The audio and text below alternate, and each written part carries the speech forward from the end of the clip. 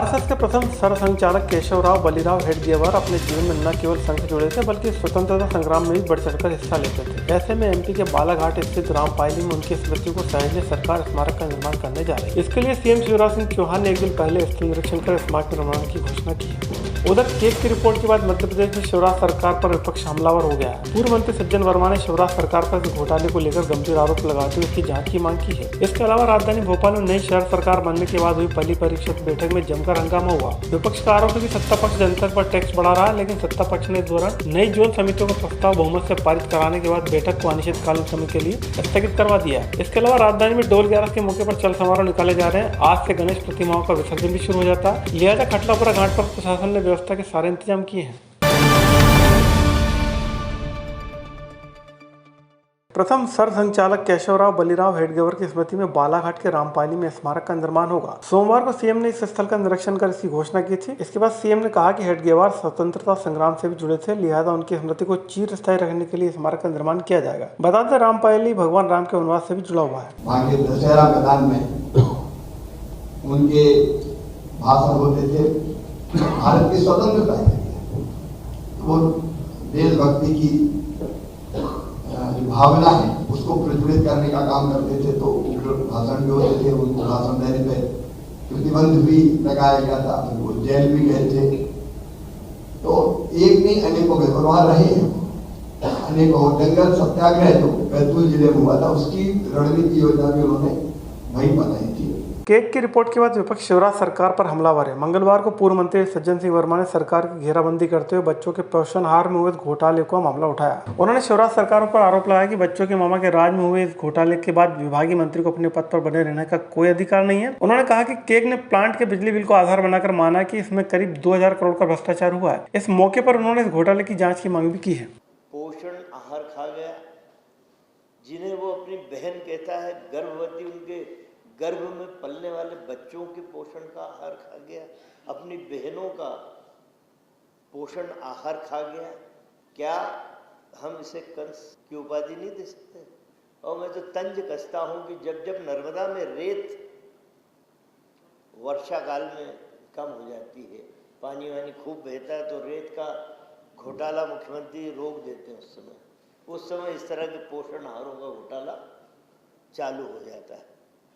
तो पाया गया कि जो सरकारी मीटर हैं, जो भी वहाँ पे बिजली की खपत मुश्किल से 5% हुई।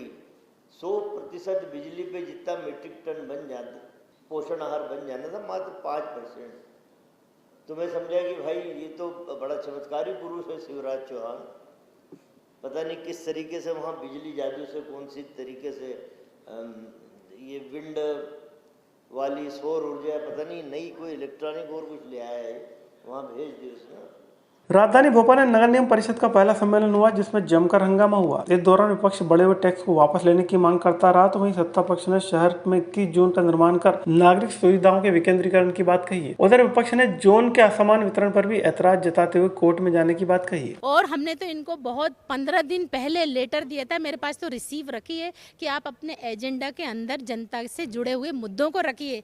फिर अगर ये उसके ऊपर डिबेट चाहते थे और जनता के हितों की बात कर रहे थे तो क्यों नहीं शामिल किया? बिल्कुल MIC से पास होकर आया, और हमने जिस दिन इनका एजेंडा अधूरा आया तो मैंने उसी दिन ऑब्जेक्शन लिखकर इनको दिया, तो फिर इन्होंने सुधार करके उसको मीडिया पे चलाया। लेकिन पार्षदों को, किसी भी कांग्रेस के पार्षदों को नहीं दिया गया एजेंडा की कॉपी। आज एजेंडा की कॉपी हमको परिषद हॉल के अंदर मिली। ये नियम कानून हमने पहली बार देखा। अध्यक्ष जी कानून की बात कर रहे थे, किताब पुराने ज़माने की रखे हुए थे, लेकिन उसके बाद हमने अपना ऑब्जेक्शन दर्ज कराया कि जो आप जोन समितियों का गठन कर रहे हैं वो बिल्कुल नियम विरुद्ध है, क्योंकि उसके अंदर 3 बिंदु फॉलो करना कंपलसरी होते हैं। एक तो वार्डों की इक्वल संख्या, और एक वार्ड से दूसरे वार्ड का कनेक्शन, तीसरा आज की डेट में जितनी जनसंख्या है उसको 1 लाख से विभाजित करने के बाद कितनी जोन समितियां गठित।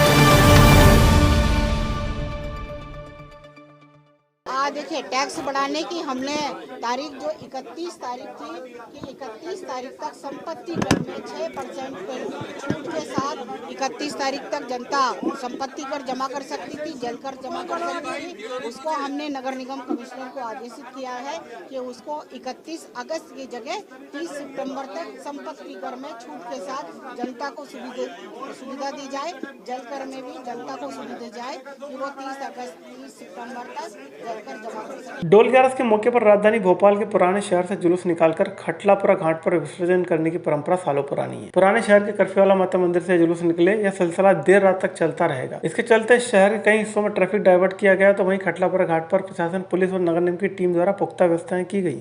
जैसा कि हर साल खटलापुरा घाट से गणपति मूर्ति विसर्जन के लिए व्यवस्थाएं लगाई जाती हैं, इस बार भी प्रशासन, पुलिस और नगर निगम द्वारा मिलकर यहाँ व्यवस्था लगाई गई है, जहाँ पर बड़ी मूर्तियों को विसर्जन करने के लिए तालाब में 2 क्रेन, एक क्रेन और एक लिफ्टर लगाया गया है, और छोटी मूर्तियों के विसर्जन के लिए यहाँ पर एक कुंड बनाया गया है, जहाँ पर जो घर वाली मूर्तियाँ हैं छोटी छोटी, उसको विसर्जित किया जा सके। डोल 11 की जो जुलूस है, जो चौकी चौक से निकल के आ रहा है, उसके लिए भी पूरे रास्ते भर में व्यवस्था लगी हुई है, जो लगातार चलते हुए आ रहा है। जब यहाँ पहुँचेगा तो यहाँ खटलापुरा घाट में विसर्जन होगा। तो जब मेन गणपति विसर्जन रहेगा फाइनल डे के दिन, उस दिन उनके आने का रास्ता मछलीघर तिराहे से होते हुए है, ना कि 7 बटालियन का रास्ता।